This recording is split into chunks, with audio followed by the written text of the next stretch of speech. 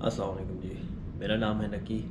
आज है 3 नवंबर 2020 और आज मैं जा रहा हूँ ऑरवा के करीब वाक़या एक छोटे से कस्बे जिसका नाम विनचेस्टर है, उसमें मौजूद एक फ़ैक्ट्री में। तो वो फ़ैक्ट्री क्या है, कनाडा के देहात कैसे होते हैं, खेत खलियान कैसे होते हैं, ये सब कुछ आपको इस व्लॉग में दिखाएंगे।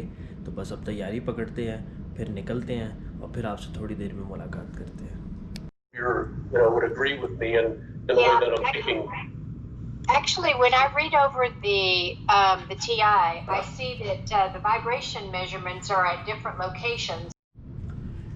अच्छा तो जी जनाब, टोरंटो से विनचेस्टर जाने के दो तरीके हैं। एक तरीका ये है जो ज़्यादातर लोग करते हैं कि आप यहाँ से फ़्लाइट पकड़ें और ऑटवा जाएं, जो कि कनाडा का कैपिटल है। वहाँ से तकरीबन 40 किलोमीटर दूर है विनचेस्टर, और आप गाड़ी लेके, ऊबर लेके, टैक्सी लेके वहाँ जा सकते हैं। दूसरा रास्ता ये है कि आप यहीं से गाड़ी पकड़ें और आप ड्राइव करते हुए विनचेस्टर पहुँच जाएं और ऑटवा जाने की आपको ज़रूरत नहीं है। मैं बहुत ज़्यादा एयर ट्रैवल करता हूँ और हर दफ़ा वही चीज़ होती है, भागो, ऊबर पकड़ो, एयरपोर्ट पे जाओ, चेक इन करो, सिक्योरिटी से गुज़रो, लाउंज में बैठो, फिर उसके बाद जहाज़ में चढ़ो, उतरो, सामान का वेट करो, दुआएं करो कि टूल किट आ जाए, वो सारा कुछ। और दूसरा तरीका जिसके अंदर आप यहाँ से अपने घर से ही मैं गाड़ी में बैठूँ और वहाँ पहुँच जाऊँ, और उसके अंदर क्योंकि जब आप जहाज़ में होते हैं तो बादलों के अलावा कुछ नहीं नज़र आता, और बादल चाहे यहाँ के हों, पाकिस्तान के हों, अफ़गानिस्तान के हों, साउथ अफ्रीका के हों, बादल बादल ही होते हैं। ठीक है, समटाइम्स अच्छा व्यू मिल जाता है, बट आपको नीचे नज़र कुछ नहीं आता।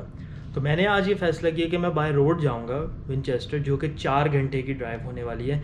अब जैसा कि आपको पता है, अभी तक मेरे ड्राइवर लाइसेंस का मेरे पास नहीं है। उसकी वजह यह है कि यहाँ पे कोरोना वायरस की वजह से जो ओंटारियो की ट्रांसपोर्ट मिनिस्ट्री है वो अभी लाइसेंसेस देने में बहुत स्लो है। वहाँ बहुत रश होता है और वो ऑफिसेस कभी खोलते हैं कभी बंद करते हैं। खैर, वो एक सेपरेट वीडियो की बातें हैं।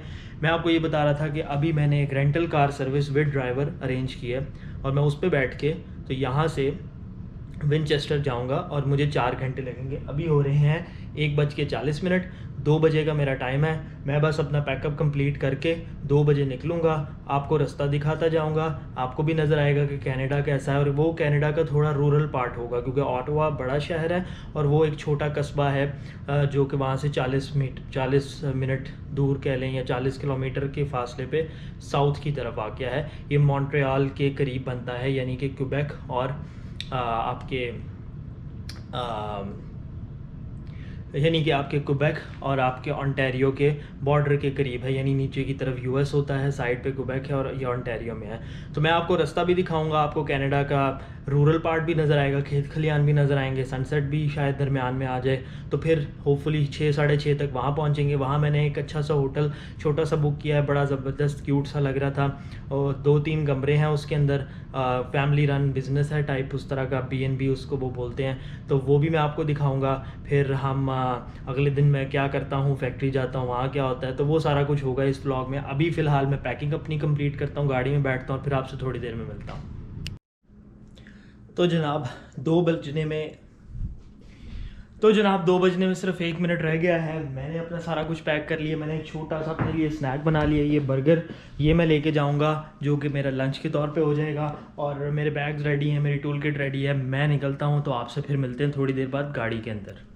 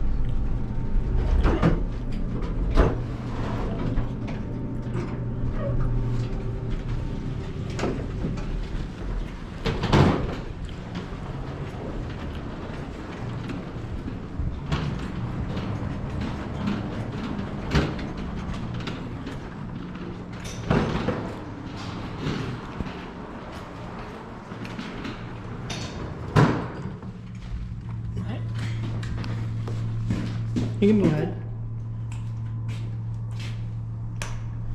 I'll just need to take that. Thank you.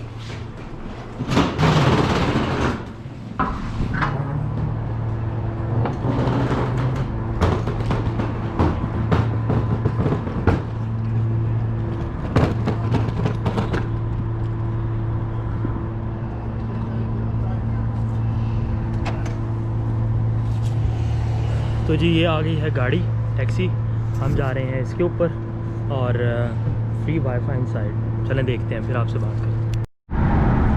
अच्छा तो जी जनाब, हम जा रहे हैं टोरंटो से विंचेस्टर की तरफ और मैं हूँ इस वक्त 401 हाईवे पे। अब 401 शायद आप में से कुछ लोगों को पता हो, नॉर्थ अमेरिका की सबसे बिज़ी हाईवे है, सबसे बड़ी हाईवे है और सबसे लंबी हाईवे है। बड़ी से मुराद चौड़ी। तो इसके ऊपर 1 2 3 तकरीबन 6 लेन्स बनती हैं, जो कि 4 और 2 में स्प्लिट हुई हैं एक साइड के लिए, इसी तरह दूसरी साइड में। तो मैं इस वक्त आपके सामने 401 पे ट्रैवल कर रहा हूँ और जिस डायरेक्शन में कैमरा देख रहा है इसकी दूसरी तरफ लेक ओंटारियो है और उसके ऊपर उसके साथ साथ लेक के दरमियान में से ही यूएस और कनाडा का बॉर्डर गुजर रहा है। और ये आपके सामने इस वक्त आपको गो ट्रेन नज़र आ रही है, जो कि टोरंटो की ट्रांसपोर्टेशन सिस्टम के अंदर एक अहम चीज़ समझी जाती है। तो बिल्कुल इस बाड़ के इस ट्रेन की दूसरी तरफ लेक ओंटारियो है और लेक ओंटारियो के दरमियान से यूएस और कनाडा का बॉर्डर होता है और ये 401 हाईवे जो है नॉर्थ अमेरिका की बिज़ीएस्ट हाईवे है।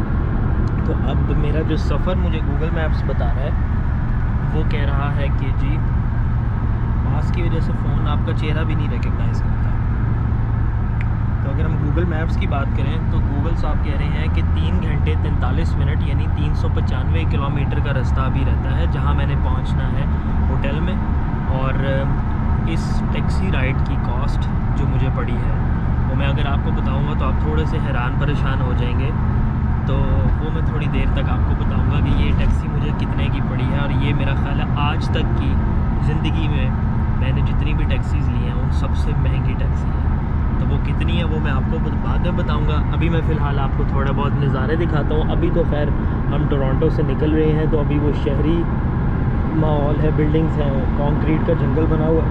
लेकिन वंस हम थोड़ा आगे जाएंगे तो ये सब कुछ सिर्फ जंगल बियाबान बन जाएगा और वो खूबसूरत नज़ारा होगा, जिसकी वजह से मैंने जहाज़ की बजाय आज फ़ैसला किया था कि मैं बाय रोड जाऊँगा। तो बस अब हम इसी रोड पे चलते रहेंगे और 4 घंटे में होपफुली वहाँ पहुँच जाएंगे।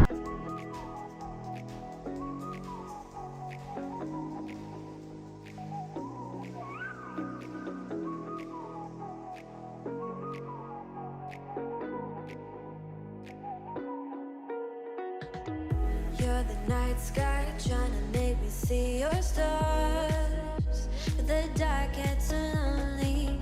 Now I see violet, I can feel silence. In the dark's all that I see. When your stars have burnt out and your heart makes no sound, I'll find violet in your eyes. You'll always be my night sky.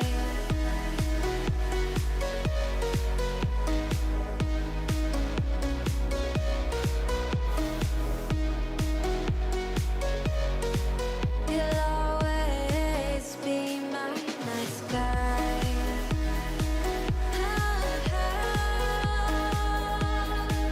Be my night sky. You'll always be my night sky. You're the night sky hiding behind dark gray clouds. I can't figure you out now. I see you're blue. There is so much cold in you, and the silence is so loud when you go. I just stay dancing with my shadow all day. Watch the tide. I can't find the point where our two paths align, but you're the okay तो जी जनाब, बहुत एक लंबे थका देने वाले सफ़र के बाद मैं पहुंच गया हूं अपने होटल में और 4 घंटे का सफ़र था, जिसको तकरीबन 4.5 घंटे लगे एक्चुअल में, क्योंकि कुछ कंस्ट्रक्शन चल रही थी। 401 हाईवे जो मैं आपको दिखा रहा था, उस पर कुछ लेन्स बंद थी कुछ जगहों पे, तो ट्रैफिक स्लो थी। तो वो तो हो गया सफ़र। मुझे लगता है मैं वापसी पे प्लेन करूँगा, फ़्लाइट करूँगा, यानी कि क्योंकि 4 घंटे, वो फ़्लाइट 40 मिनट की फ़्लाइट है, तो आप उसके पीछे घंटा और आगे घंटा डाल लें तो वो भी कोई लगभग 3-4 घंटे ही बनेगी। बट उसमें ये होगा कि आप कुछ ना कुछ करते रहते हैं तो आपको इतना फ़ील नहीं होता। अब गाड़ी में मैं बैठा हुआ था और मेरा ख़्याल था कि शायद मुझे बहुत कोई नज़ारे नज़र आएंगे, ऐसा कुछ नहीं था। आपने वीडियो देख ही ली होगी, कोई ख़ास नज़ारे नहीं, बस दरख्त की एक लाइन जा रही है और दूसरी तरफ उसके लेक ओंटारियो है। खैर एनीवेज़, मैंने फिर बोल दिया। लेकिन मैं अब आपको अपना होटल का कमरा दिखाऊंगा। ये कमरा मुझे पड़ा है $120 पर नाइट, ऑल इंक्लूसिव, यानी टैक्स डाल के $120 पर नाइट। 2 रातों के लिए मैंने बुक किया है, तो $240 थे। तो कमरा मैं आपको दिखा देता हूँ। कमरा बड़ा क्यूट सा छोटा सा होटल है। अभी ये असल में रात का टाइम है, वरना मैं आपको बाहर से भी दिखाता। बहुत खूबसूरत जगह है। बेसिकली एक गांव है विंचेस्टर के अंदर, क्राइसलर के नाम से। विंचेस्टर एक कस्बा मान लें या काउंटी टाइप जो होती है, काउंटी तो नहीं, कस्बा ही होगा, और क्राइसलर उसका छोटा सा एक टाउन है जिसके अंदर ये है। यहाँ की आबादी 2-3 हज़ार है इस कस्बे की। तो यहाँ से जी आप एंटर होते हैं, ये आपका मेन डोर है। उसके बाद ये एक छोटा सा एरिया है आपके लिए, वही जो होता है सीटिंग है, टेबल है। ये एक एक्स्ट्रा हीटर है, इसी तरह का हीटर मेरे घर में भी आपने देखा होगा। एक छोटी सी अलमारी इन्होंने दे दी जिसके अंदर हैंगर है, और अगर गर्मी आपको लग रही हो तो पंखा भी पड़ा हुआ है। उसके बाद ये आ गया आपका छोटा सा टीवी, और जितना टीवी छोटा है उतना ही ये बड़ा सोफ़ा है। मुझे नहीं समझ आ रही, ये सोफ़ा अच्छा खासा है, ये तो पूरा बेड, यानी आप इस पे सो सकते हैं, इतना ये बड़ा है, यानी लेंथ में भी और चौड़ाई में भी। ये एक टेबल है जिस पे एक बुक पड़ी हुई है। ये एक और छोटा सा सोफ़ा है, और ये रहा आपका बेड। तो बेड जो है उसका भी हम कंफर्ट टेस्ट करके देख लेते हैं। ये उन्होंने उसी के ऊपर एक टॉवल रखा हुआ है, तो अगर हम बेड के ऊपर लेटे हैं, बेड ठीक है, ना बहुत कंफर्टेबल है ना बहुत ज़्यादा हार्ड है, मुनासिब है। तो बेड हो गया, और बस छोटा सा कमरा, इसमें दिखाने के लिए इतना कुछ नहीं। वॉशरूम मैं आपको दिखा देता हूँ। तो अगर हम वॉशरूम की बात करें तो ये आ गया जी आपका वॉशरूम, ये आ गया आपका टॉयलेट, काफ़र किस्म का। लेकिन असूल में आपको ये ज़रूर इसलिए दिखाता हूँ ताकि आपको पता हो कि आप ये मुस्लिम शावर वगैरह कहीं भी इंस्टॉल कर सकते हैं, कोई मसला नहीं है। तो ये हो गया, और उसके बाद ये छोटा सा सिंक आ गया, ये आ गया आपके ब्लॉगर साहब, और ये एक छोटा सा शावर एरिया आपका आ गया। ये खुलता किस तरह है, मैं गलत खोल रहा हूँ। ये आपका शावर एरिया आ गया, तो यहाँ पे शावर हो जाएगा। स्टैंडर्ड सा बड़ा छोटा सा क्यूट सा वॉशरूम है। और साबुन पहले का पड़ा हुआ है, हालांकि ये उठा देना चाहिए था। खैर, तो ये आप देख सकते हैं छोटी छोटी तस्वीरें वगैरह लगी। इन्होंने अपने हर कमरे को किसी परिंदे का नाम दिया हुआ है। तो आई थिंक इस कमरे का नाम है ब्लू जे। ब्लू जे एक परिंदा होता है, ये मुख्तलिफ़ तरह की चिड़ियाँ होती हैं, बेसिकली जंगली चिड़ियाँ, तो इनके मुख्तलिफ़ नाम होते हैं। तो इस कमरे का नाम है ब्लू जे।